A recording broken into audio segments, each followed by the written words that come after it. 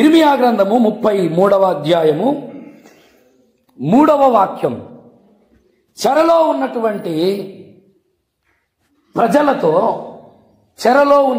ప్రజలతో చెరగొనిపోబడినటువంటి ప్రజలతో, చెరపట్టబడినటువంటి ప్రజలతో దేవుడు ప్రవక్త అయినటువంటి ఇర్మియా ద్వారా ఒక స్పష్టమైనటువంటి మాటను ప్రభు తెలియజేస్తూ ఉన్నాడు. మనం చదువుకున్నటువంటి మూలవాక్యంలో నాకు మొరపెట్టుము. చాలాసార్లు మనం అనుకుంటాం, దేవుని కార్యాలు నా జీవితంలో జరగాలి, దేవుని నుండి సమాధానం నేను పొందాలి, పరిస్థితులలో, కుటుంబాలలో, ఆర్థిక విషయాలలో, బంధించబడ్డ వ్యవహారాలన్నిటి నుండి నేను, నా కుటుంబము క్షేమము, నెమ్మది, సమాధానం, విడుదల పొందాలని చాలాసార్లు మనం అందరం భావిస్తాం. భూమి మీద జీవించే కాలం అంతటిలో కూడా మనందరి జీవితాలలో ఈ అనుభవం అనేది ఎంతో అవసరం, మనం కలిగి ఉంటాం కూడా. అయితే దేవుని వాక్యం చాలా స్పష్టంగా చెబుతూ ఉంది, దేవుని నుండి బలమైన కార్యాలు నీ జీవితంలో నువ్వు అనుభవించాలంటే సర్వశక్తిమంతుడైనటువంటి దేవుని బాహువు చితికిన, విరిగిన, నలిగిన,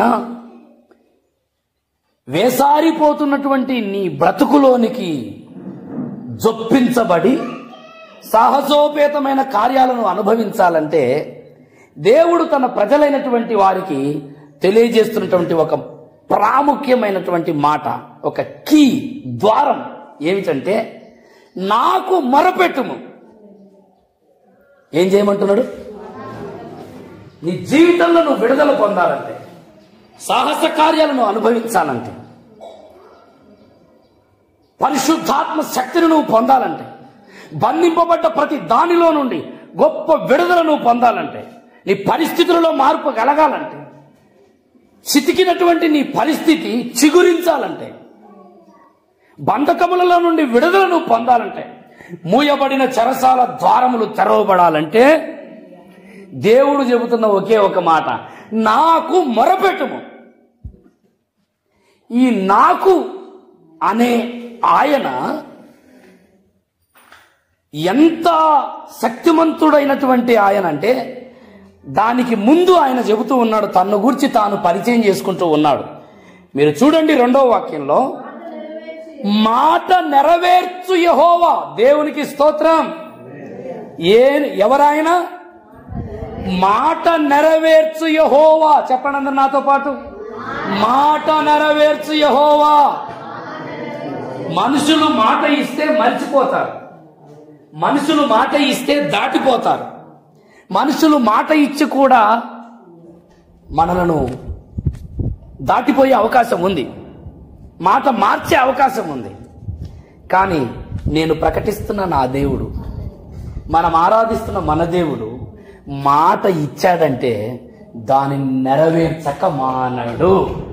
హల్లెలూయా. అందరూ చెప్పండి, నా దేవుడు మాట ఇచ్చి నెరవేర్చే దేవుడు. హల్లెలూయా, హల్లెలూయా. వాగ్దానములనిచ్చి నెరవేర్చు వాడవు నీవే. వాగ్దానములనిచ్చి నెరవేర్చు వాడవు నీవే.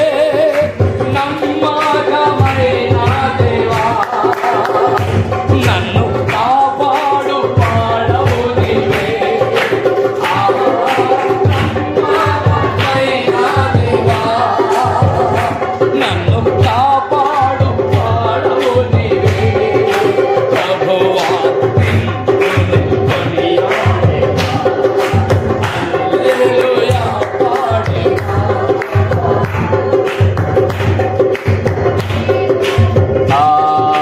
హల్లెలూయా పాడేదా. ప్రభు నిన్ను. దేవునికి స్తోత్రం. దేవుడు తనను ఆరాధించి, తనను ఆశ్రయించి, తనను వెంబడించే భక్తులకు మాట ఇచ్చిన సందర్భాలు లేఖనాలలో ఎన్నో ఉన్నాయి. ఇప్పుడు దానిని గురించి మనం చెప్పుకుంటే ఇక సమయం మనకు చాలదు. మాట ఇచ్చి తనను ఆశ్రయించిన భక్తుల జీవితాలలో నెరవేర్చిన సందర్భాలు ఎన్నో ఉన్నాయి. ఆయన మాట ఇచ్చాడంటే అది నెరవేర్చకుండా పోదు. దేవునికి స్తోత్రం.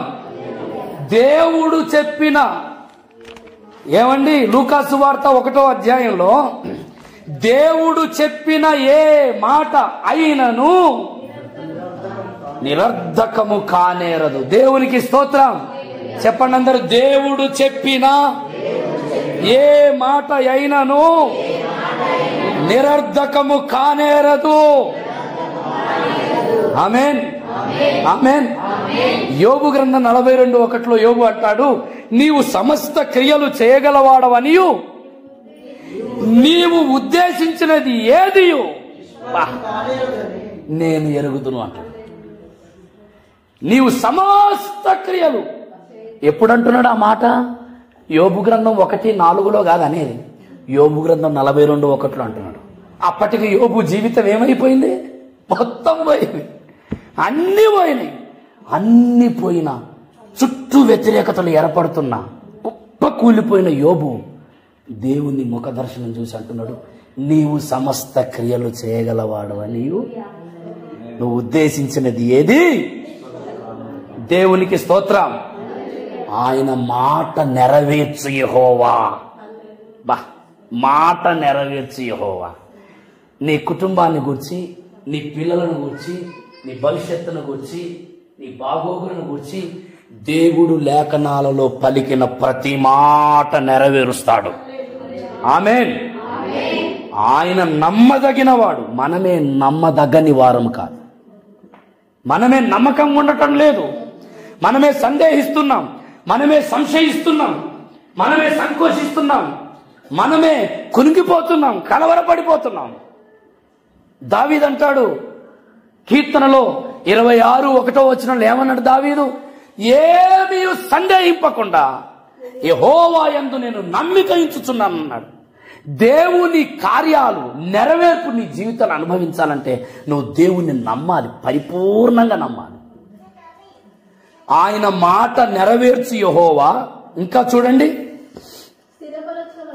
స్థిరపరచవలెనని దాని నిర్మించు యెహోవా. హల్లెలూయా. యెరూషలేమును గూర్చి దేవుడిచ్చిన మాట నిర్మించాలని దేవుడు తెలియజేస్తున్నాడు. ఈ మాట చెప్పేటప్పటికీ దేవుని పట్టణ పరిస్థితి ఎలా ఉంది? యెరూషలేము యొక్క పట్టణ పరిస్థితి ప్రజల పాపమును బట్టి పూర్తిగా ధ్వంసం చేయబడింది శత్రురాజుల చేత. మీరు 31, 32 అధ్యాయాలు చదివితే గనక దేవుడు తన ప్రజలకు మాట ఇచ్చాడు, ఆజ్ఞలు ఇచ్చాడు.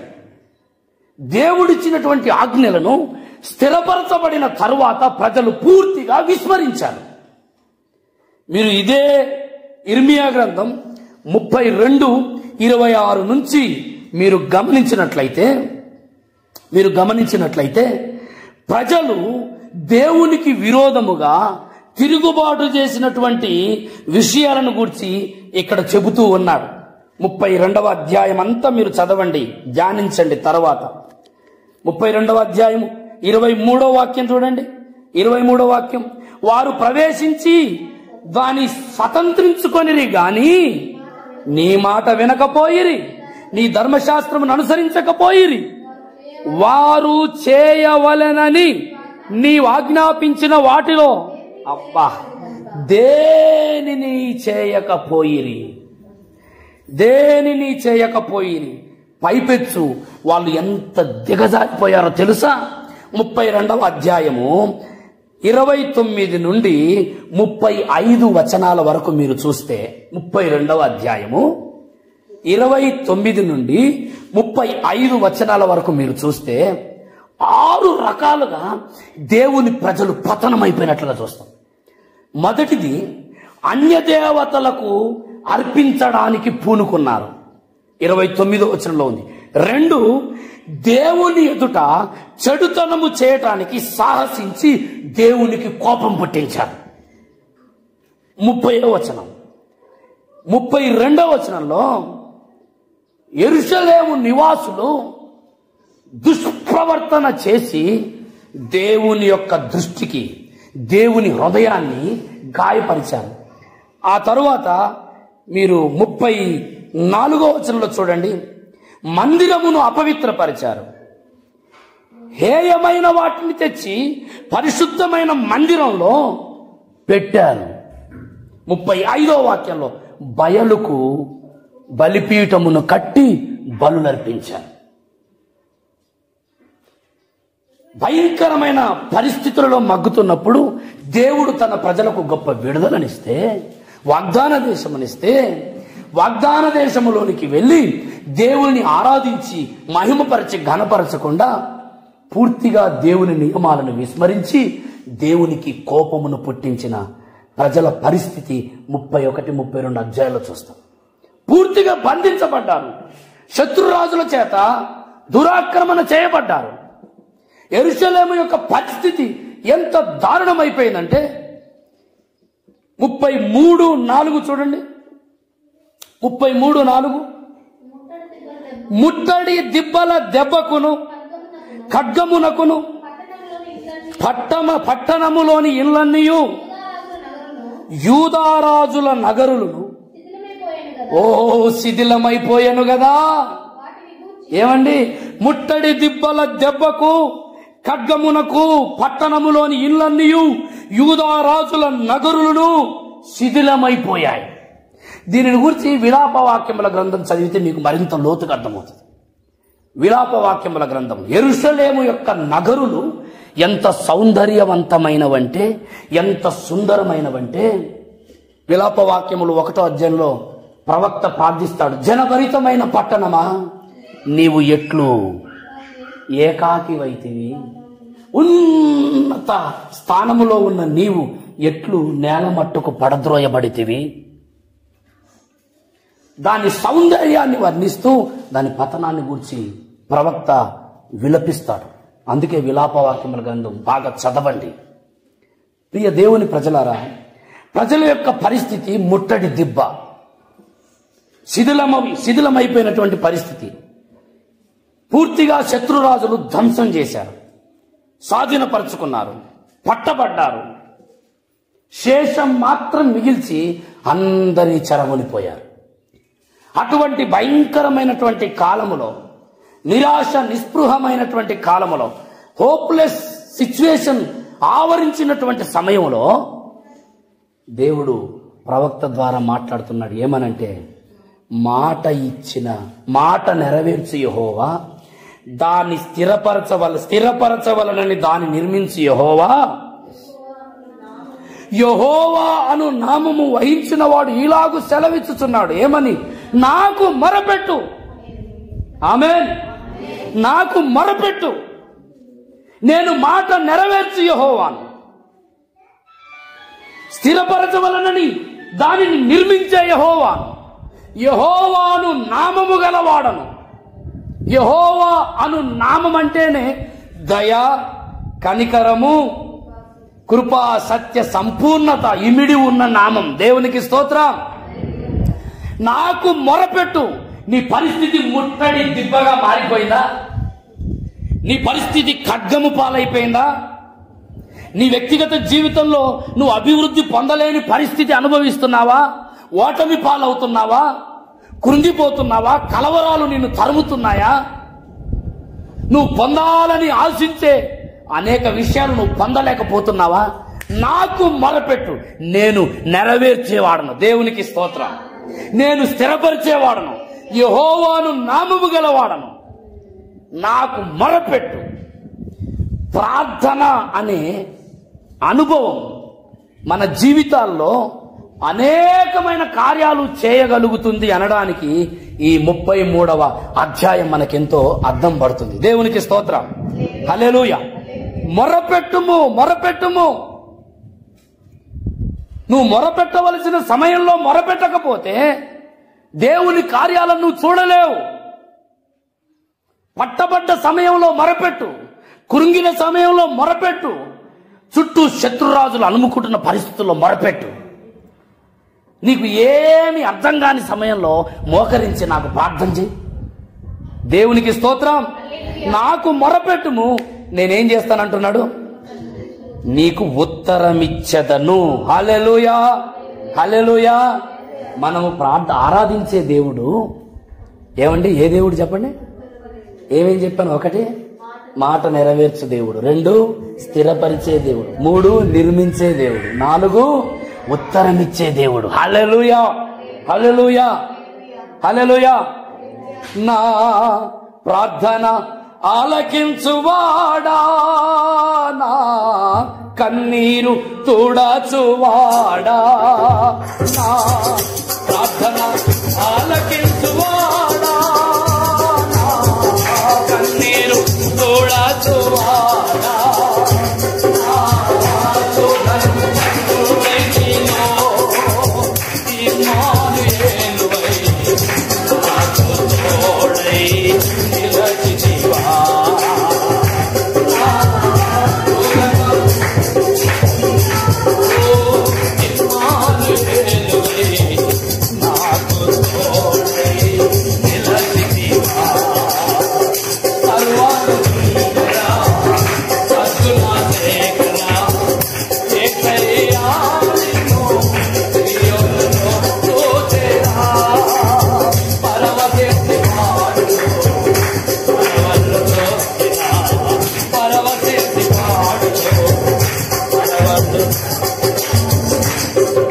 ముట్టడి దిబ్బగా మారినటువంటి ప్రజలతో, ఖడ్గము పాలైనటువంటి ప్రజలతో, దోపుడు సొమ్ముగా మార్చబడినటువంటి ప్రజలతో, నిర్మానుష్యమైనటువంటి నగరుల మయమైనటువంటి ప్రజలతో దేవుడు చెబుతున్నాడు, ఎంతకాలం నువ్వు మొరపెట్టకుండా ఉంటావు? మొరపెట్టు. నీ శిథిలమైపోయిన పరిస్థితి నేను బాగు చేస్తా. నిరాకారమైన నీ జీవితానికి ఒక ఆకారాన్ని ఇస్తా. మొరపెట్టు. దేవుడు ప్రజల జీవితాలలో జోక్యము చేసుకోవడానికి దేవుడే తెలియజేస్తున్నాడు, మొరపెట్టు అని. హల్లెలూయా, హల్లెలూయా. అడుగుము, జనములను నీకు స్వాస్థ్యముగా ఇస్తానన్నాడు. అడుగుము, నా యొద్దకు రండి, నేను మీ యొద్దకు వస్తా అంటున్నాడు. దేవుడు చెరలో మగ్గుతున్నటువంటి ప్రజలతో చెబుతున్న మాట, మొరపెట్టండి. నువ్వు మొరపెట్టకనే కార్యాలు చూడలేకపోతున్నావు, మొరపెట్టకనే అనుభవించలేకపోతున్నావు, మొరపెట్టకనే సరళతను నువ్వు చూడలేకపోతున్నావు, మొరపెట్టకనే దీవెన అనుభవించలేకపోతున్నావు, మొరపెట్టకనే శక్తిని పొందలేకపోతున్నావు, మొరపెట్టకనే ఆత్మీయ జీవితంలో నువ్వు అభివృద్ధిని అనుభవించలేకపోతున్నావు. మొరపెట్టు. ప్రార్థన ఆలకించేవాడను, ఉత్తరం ఇచ్చేవాడను. దేవుని యొక్క మనసు ఎలా ఉంటుందంటేనండి, ఎవరు మొరపెడతారా వాళ్ళకు ఉత్తరం ఇద్దాము అనే ఆశ కలిగి దేవుడు ఉన్నాడు. హల్లెలూయా. నీ ఇంట్లో నువ్వు ప్రత్యేకమైన ఒక గదిని ఏర్పాటు చేసుకోవడం నేర్చుకో, దేవునితో ఏకాంతంగా గడపడానికి. అందరిలో ఉన్నప్పుడు ప్రార్థన చేస్తావు, అందరితో కలిసి ప్రార్థన చేస్తావు, అది చాలా మంచిదే. కానీ దేవునితో వ్యక్తిగతంగా ఏకాంత ప్రార్థన అనే అనుభవం నువ్వు కలిగి ఉండవలసిన అవసరం ఉంది. హల్లెలూయా. ఏకాంత ప్రార్థన ముట్టడి దిబ్బగా మారిన పరిస్థితులను మార్చివేస్తుంది. హల్లెలూయా. ఏకాంత ప్రార్థన బంధించబడ్డ ప్రతి పరిస్థితి నుంచి గొప్ప విడుదలనిస్తుంది. హల్లెలూయా. పాడైపోయిన ప్రతి పరిస్థితిని బాగు చేస్తుంది. మొరపెట్టు, మొరపెట్టు. మొరపెట్టుట ద్వారా దేవుడు చేసే కార్యాలు ఈ 33వ అధ్యాయంలో మనకు పరిశుద్ధాత్మ దేవుడు తెలియజేస్తూ ఉన్నాడు. మొరపెట్టుట ద్వారా కొన్ని కార్యక్రమాలు పరిశుద్ధాత్ముడు ఇక్కడ తెలియజేస్తున్నాడు. మొట్టమొదటిది, మొరపెట్టుట ద్వారా దేవుడు పలికిన మాటలను నెరవేరుస్తాడు. మొదటిది. ఆమేన్. చెప్పండి. మొరపెట్టుట ద్వారా దేవుడు పలికిన మాటలను నెరవేరుస్తాడు. 14వ వచనం చూడండి, అదే అధ్యాయం 14. యెహోవా వాక్కు ఇదే, ఇశ్రాయేలు వంశస్థులను గూర్చియు యూదా వంశస్థులను గూర్చియు నేను చెప్పిన మంచి మాట నెరవేర్చు దినములు వచ్చుచున్నవి. దేవునికి స్తోత్రం.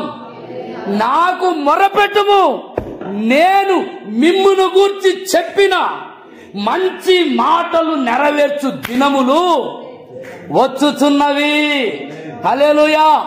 ప్రార్థన ఏం చేస్తుందంటే దేవుడు చెప్పిన మాటలను నెరవేర్చేటట్టు తొందర చేస్తుంది.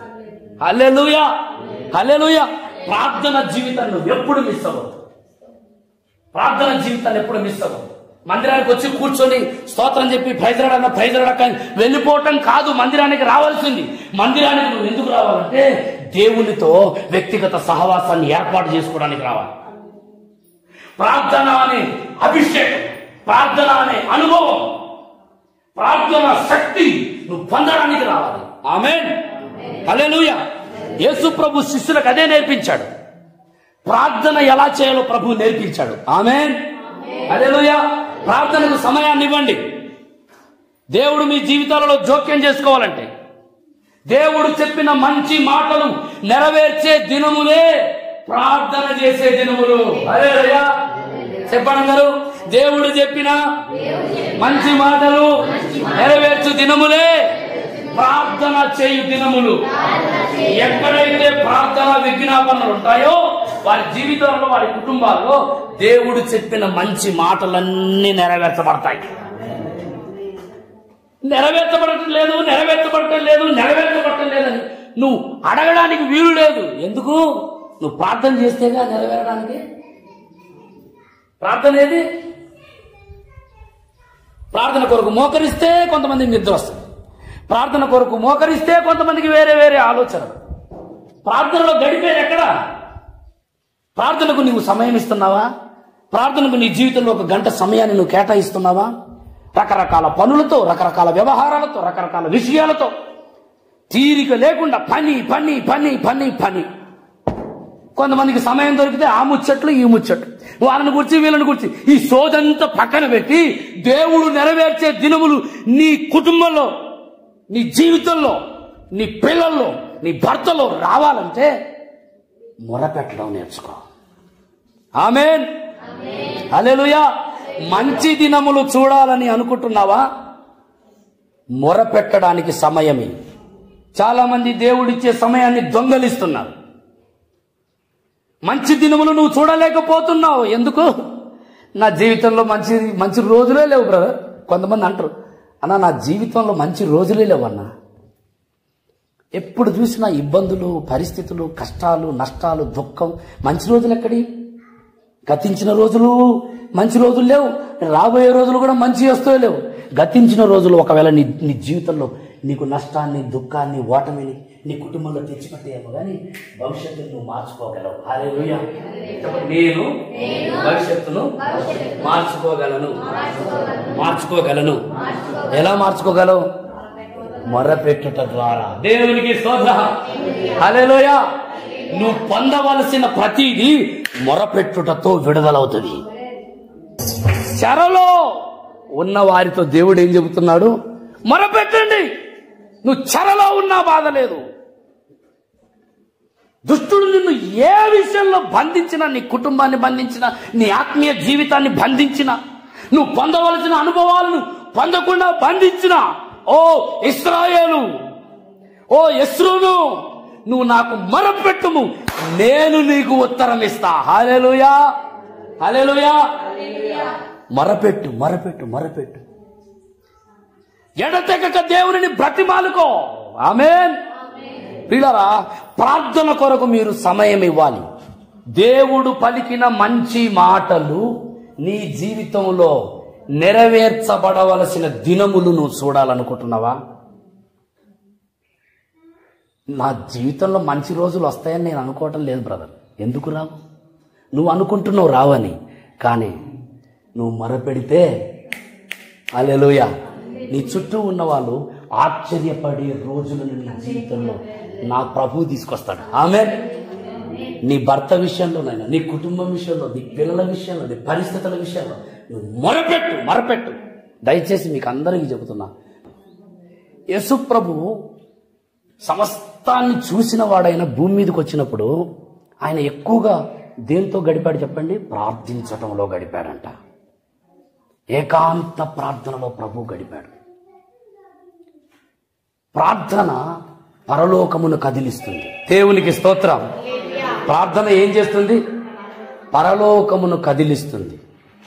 ప్రార్థన దేవుని సన్నిధిని భూమి మీదికి వచ్చేటట్లు చేస్తుంది. ఆమేన్, హల్లెలూయా. మంచి రోజులు నువ్వు చూడాలనుకుంటే మొరపెట్టుము. ఏమిటా మంచి రోజులు ఇశ్రాయేలు విషయంలోనంటే, మొరపెట్టుట ద్వారా దేవుడు చేసే కార్యాలు ఏం చేస్తాడు? మొట్టమొదటిది సంగతులను తెలియజేస్తాడు కదా. మొరపెట్టుట ద్వారా దేవుడు ఏం చేస్తానన్నాడు? గ్రహింపలేని గొప్ప సంగతులను మీరు తప్పనిసరిగా అండర్లైన్ చేసుకోవాలి. ప్రార్థన అనేది ఎంత ప్రాముఖ్యం ఇక్కడ చెబుతున్నాడు. సంగతులను తెలియజేస్తాను అన్నాడు. రెండవది మొరపెట్టుట ద్వారా 6వ వచనం స్వస్థతను మరలా దానికి రప్పిస్తానన్నాడు. దేవునికి స్తోత్రం. మొరపెట్టుట ద్వారా చెప్పండి, సంగతులను తెలియజేస్తాను. మొరపెట్టుట ద్వారా స్వస్థత కలుగజేస్తాను. ఆమేన్, హల్లెలూయా. ఏమండి, ప్రార్థన ఎంత శక్తివంతమైనదో చూడండి. గ్రహింపలేని గొప్ప సంగతులు బయలుపడటమే కాదు, స్వస్థత దేవుడు నీకు మానసికమైన స్వస్థత, శారీరకమైన స్వస్థత, ఆత్మీయమైన స్వస్థత, 3 రకాల స్వస్థతలు ఉన్నాయి. కేవలం శరీరానికే కాదు స్వస్థత, మానసికమైన ప్రపంచానికి కూడా స్వస్థత కావాలి. కొంతమంది బయటికి ఆరోగ్యవంతులు ఉన్నా లోపట మానసిక వ్యాధి కలిగి ఉంటారు. బయటికి గాయాలు తగిలితే డాక్టర్ దగ్గరికి తీసుకెళ్ళొచ్చు, మనసుకు గాయం తగిలితే మానసిక వైద్యుని దగ్గరికి తీసుకెళ్ళాలి. దానికి ఒక వైద్యుడు ఉన్నాడు. మనసుకు గాయం, శరీరమునకు గాయం, ఇంకా ఆత్మకు కూడా గాయాలున్నాయి. ప్రభు అంటున్నాడు, నీకు కలిగిన గాయములన్నిటి నుండి నేను నీకు స్వస్థతను కలగజేస్తా. హల్లెలూయా. ఎన్నెన్ని గాయాలు తగిలినాయో. మరి ముట్టడి దిబ్బగా మారిందంటే మామూలు విషయమా? ముట్టడి దిబ్బగా మారిపోయిందంట దేవుని పట్టణం. ఈ రోజున ప్రజల జీవితాలు అలాగే ఉన్నాయి. సైతాను ఒక్కొక్కరిని ముట్టడి దిబ్బగా చేసి పడేసిండు. ఆత్మీయ జీవితంలో దేవుడు ఆశించిన సౌందర్యం అంతా కుప్పకూలిపోయింది, శిథిలావస్థకు చేరుకుంది. అలాంటి దయనీయమైన పరిస్థితుల్లో దేవుడు మొరపెట్టు, నేను నీకు మరలా స్వస్థతనిచ్చదను. హల్లెలూయా. మొదటిది మొరపెట్టుట ద్వారా సంగతులను తెలియజేస్తాడు. రెండవది మొరపెట్టుట ద్వారా స్వస్థతను కలుగజేస్తాడు. మూడవది మొరపెట్టుట ద్వారా చెప్పండి, వారికి సత్య సమాధానములను సమృద్ధిగా బయలుపరిచెదను. దేవునికి స్తోత్రం. హల్లెలూయా, హల్లెలూయా. మొరపెట్టుట ద్వారా సత్య సమాధానములను సమృద్ధిగా నీ ఇంట నీ వంట సమృద్ధి ఉంటుంది. ఏంటి? సత్య సమాధానములు, పీస్ ఆఫ్ మైండ్. నువ్వు ఎక్కడికి వెళ్తున్నా నిన్ను సమాధానకరమైన ఆలోచన ప్రపంచం ఆవరిస్తుంది. సత్యము నీ మనసులో నిండుకుంటుంది. దేవుడు తన ప్రజలతో చెబుతున్నటువంటి మాట. నాలుగవది చూడండి మీరు దయచేసి 33:9 4వ విషయం మనకు చెప్పబడింది. 33:9 భూజనులందరి ఎదుట వారు నాకిష్టమైన పేరుగాను స్తోత్ర కారణముగాను ఘనతాస్పదముగాను ఉందురు. నేను వారికి చేయు చదవండి సకల ఉపకారములు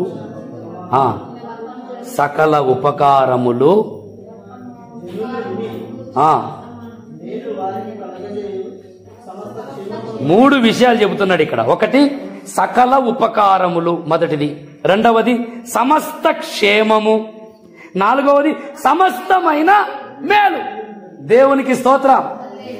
సకల ఉపకారములు, సమస్త క్షేమము, సమస్తమైన మేలు కలుగజేస్తా. హల్లెలూయా. కేవలం దేనిని బట్టి? నాకు మొరపెట్టు. ఆమేన్. నాకు మొరపెట్టు, నా సన్నిధిలో ప్రార్థన చేయి, కనిపెట్టు. అన్నా ప్రార్థన చేయి. నేను చేసేది కాదు నాయన ప్రార్థన, నువ్వు చేయి దేవుని సన్నిధిలోకి. మీ ఇంట్లో నష్టాలు కలుగుతారు, అన్న ప్రార్థన చేయను, అక్క ప్రార్థన చేయను కాదు, మోకరించి ప్రార్థన చేయి. నీ దేవుడు నీతోనే చెబుతున్న మాట అది. నీకు సమస్త ఉపకారములు, సమస్త క్షేమము, సమస్తమైన మేలులు కలుగజేస్తా. నువ్వు చేయవలసిందేంటి? మొరపెట్టు. ఒకే ఒక మాట చెప్పాడు 33లో, మొరపెట్టు, అంతే. ఇంకెక్కడ కూడా దేవుడు ఆశించింది ఏమీ లేదు. 33 అధ్యాయం అంతా మీరు ధ్యానం చేసి ఒకవేళ ఉంటే నాకు చెప్పండి. ఒకటే ఒకటి ఆశించాడు, మొరపెట్టు అంటే. ఇప్పుడు అర్థం ఏంటంటే, సమస్తమైన ఉపకారములు నువ్వు పొందాలంటే ప్రార్థన, సమస్తమైన మేలు పొందాలంటే ప్రార్థన, సమస్తమైన క్షేమము పొందాలంటే మొరపెట్టుట ద్వారా దేవుడు ఎన్ని కార్యాలు చేస్తానంటున్నాడు. ఎవరన్నా చేస్తారని చెప్పండి. అడిగితే ఎవరైనా ఇన్ని కార్యాలు చేసేవాళ్ళు ఉన్నారా? ఎవరైనా? ముట్టడి దిబ్బగా మారిన జీవితాన్ని బాగు చేసేవాడు ఎవడైనా ఉంటాడా? దేవుడు చూడండి తన ప్రజలకు ఎన్ని కార్యాలు చేస్తా అంటాడు. ప్రియులారా, నువ్వే అడగక దూరమైపోతున్నావు. ప్రార్థన జీవితాన్ని మరలా రీఛార్జ్ చేసుకో, మరలా రివైవల్ చేసుకో, నీకు నీవే రేపుకో.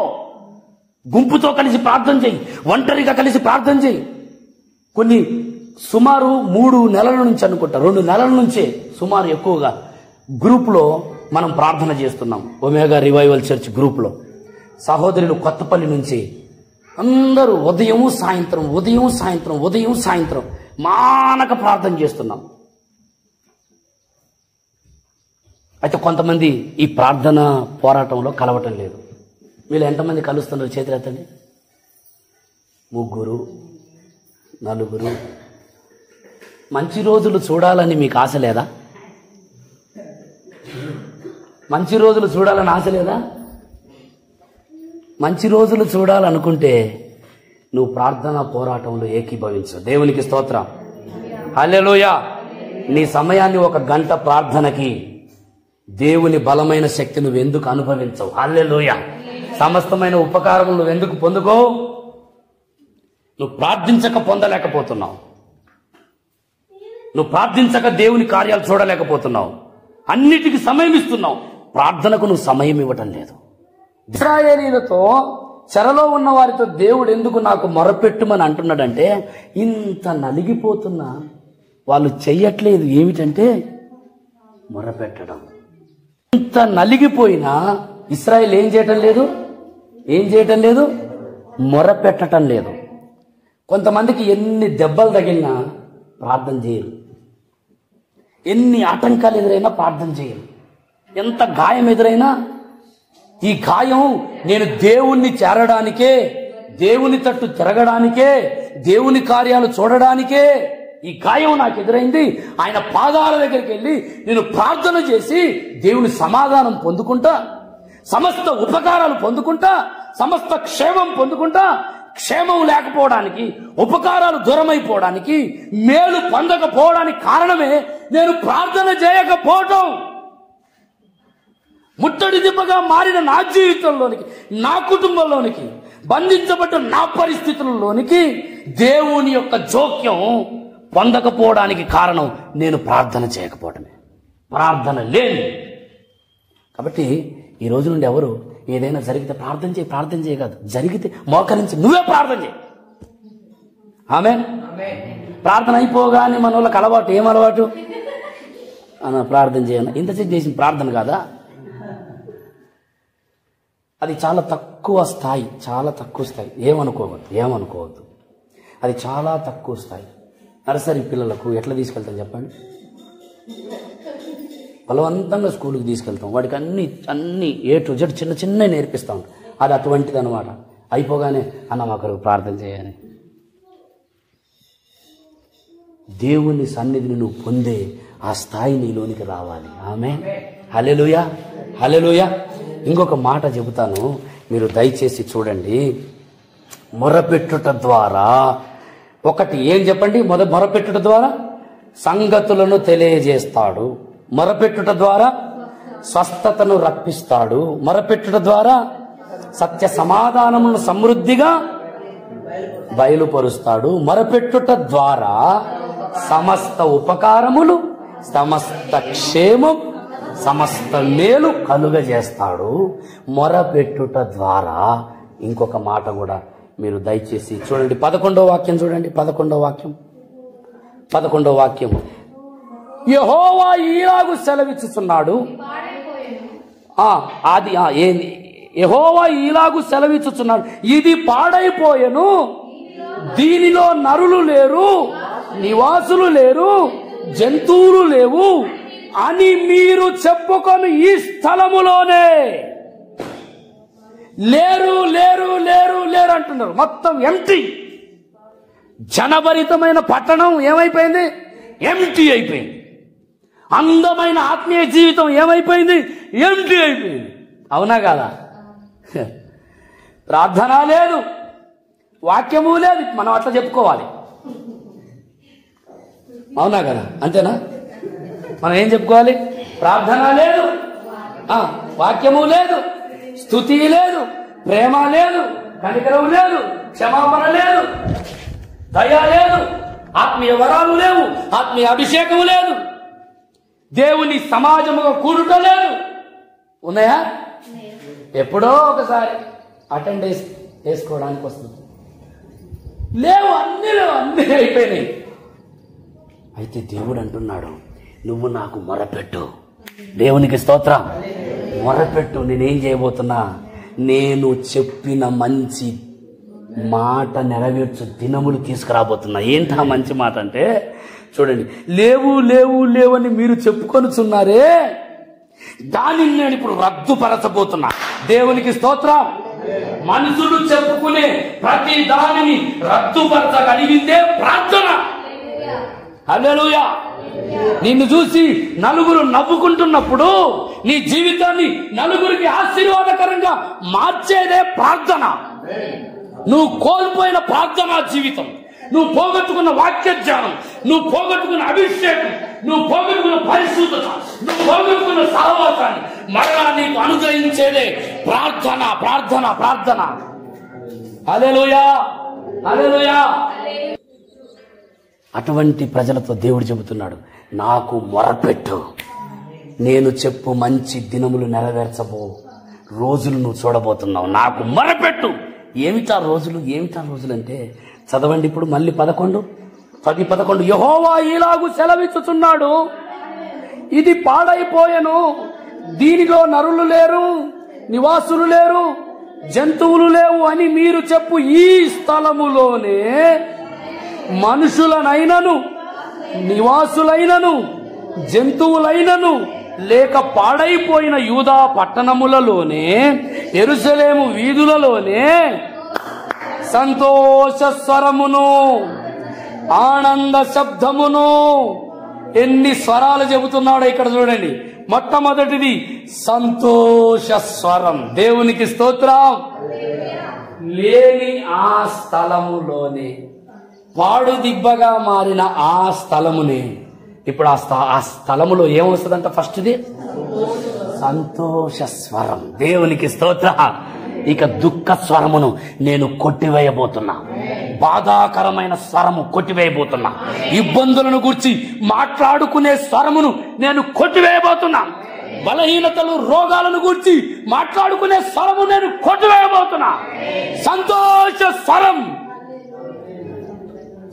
నోరిప్పితే లోపటి నుంచి ఏమొస్తుంది? ఇంకా సంతోషం పొంగింది, సంతోషం పొంగింది, సంతోషం పొంగుచున్నది.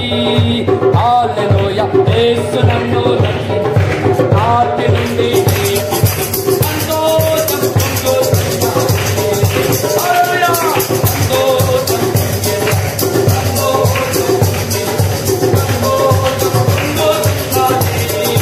హల్లెలూయా. యేసు నన్ను ఆది నుండి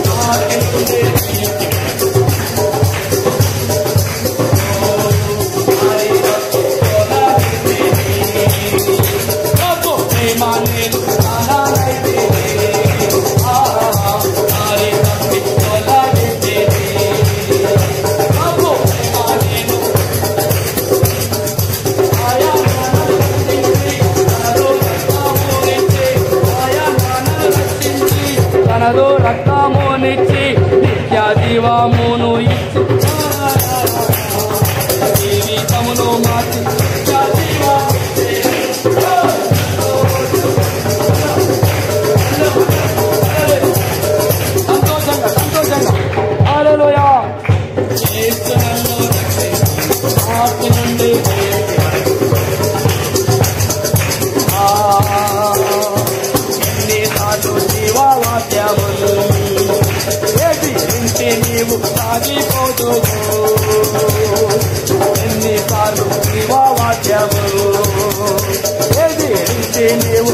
పొంగిపోదువు. ఆత్మసారము విను సమర్పించుకొనుము. ఆత్మసారము విను సమర్పించుకొనుము. పంట రక్షకునిగా యేసుని చేర్చుకో. యేసుని చేర్చుకో.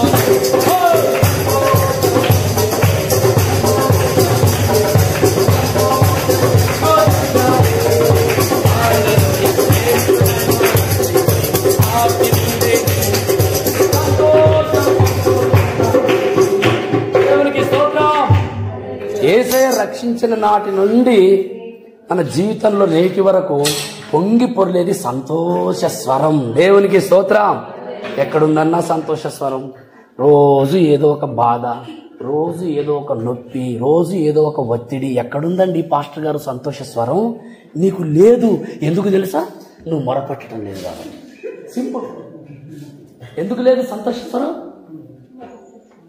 అక్క ఎందుకు లేదక్క సంతోష స్వరం? ఎందుకు లేదు? ఎప్పుడు బాధని చెప్పుకుంటున్నాం. ఈరోజు నేను యేసునామమున మీరిద్దరితో సంతోషం చెప్పుకోవాలి. దేవుడు మీ జీవితాలలో చేసే సంతోష సమస్త విధములైన సంతోష కార్యాలు మీరు చెప్పుకునే రోజులు రాబోతున్నాయి. హల్లెలూయా, హల్లెలూయా. ఇంకా ఏమంటున్నాడు చూడండి. పెళ్లి కుమారుని స్వరము, పెళ్లి కుమార్తె స్వరము. యెహోవా మంచివాడు, ఆయన కృప నిరంతరముండును.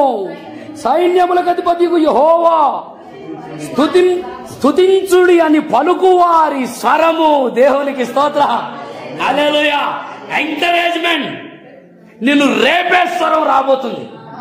ఆమేన్. నువ్వు కూర్చోనియరు ఇంకా. హల్లెలూయా. పిచ్చి లేచిపోతుంది. ఏంటి స్వరాలు? పావుర స్వరము వినబడే రోజులివి.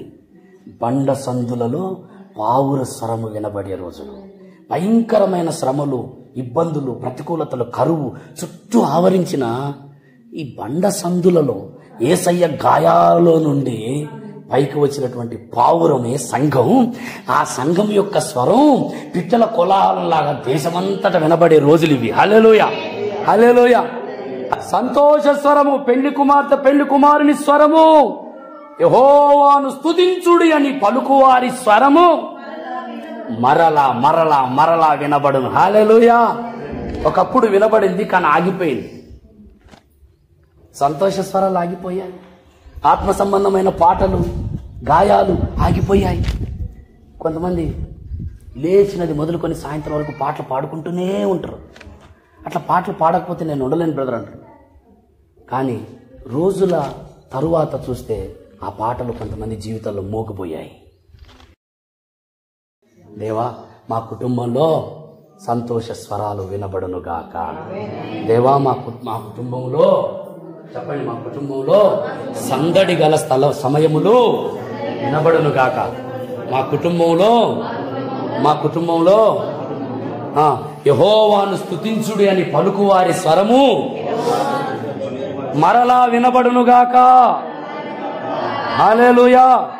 ఇంకొక మాట కూడా, యెహోవా మందిరములోనికి స్తుతియాగములను తీసుకొని వచ్చు వారి స్వరము మరలా వినబడును. దేవుడు ఒక్క మాట చెబుతున్నాడు. మునుపటి వలె ఉండుటకై చెరలోనున్న ఈ దేశస్థులను నేను రప్పించుచున్నాను. హల్లెలూయా, హల్లెలూయా, హల్లెలూయా. మునుపటి వలె అని 2 సార్లు అంటాడు ఇదే అధ్యాయంలో, 2 సార్లు. ఇక్కడేమో మునుపటి వలె ఉండుటకై అన్నాడు. 7వ వచనంలో కూడా చూడండి, మొదట నుండినట్లు. అది ఏమనుంది? 7వ వచనం చదవండి. చెరలో నుండిన యూదా వారిని, ఇశ్రాయేలు వారిని నేను రప్పించుచున్నాను మొదట నుండినట్లు. హల్లెలూయా. మొదట నీకుండిన ప్రేమ, మొదట నీకుండిన భక్తి, మొదట నీకుండిన పరిశుద్ధత, మొదట నీకుండిన ఆసక్తి, మొదట నీకుండిన అభిషేకం, మొదట నీకుండిన ఆశ, కోరిక మరలా నేను ఉండనిచ్చటను. దేవునికి స్తోత్రం. మొదట నుండినట్లు వారిని స్థాపించుటకై నేను రప్పించబోతున్నాను. ఇది నా మాట. హల్లెలూయా. దీనికి కేవలం మనం చేయాల్సింది మొరపెట్టుట. నాకు మొరపెట్టు. ఆమేన్. హల్లెలూయా. హల్లెలూయా.